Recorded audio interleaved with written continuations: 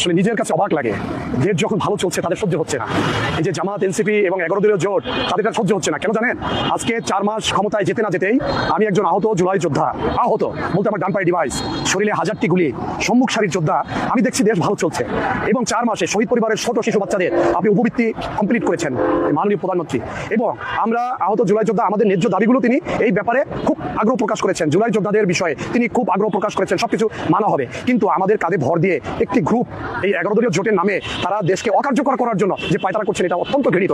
এই জন্য ঘৃণিত। আন্তর্জাতিকভাবে আপনি জানেন একটি ক্রাইসিস মুভমেন্ট চলছে তেলের, তারপরেও বাংলাদেশে আমরা কিন্তু তেল পাচ্ছি, আমরা কিন্তু এখনো ভালোভাবে চলছি। সুতরাং এটা কি একটি ভালো দিক নয়?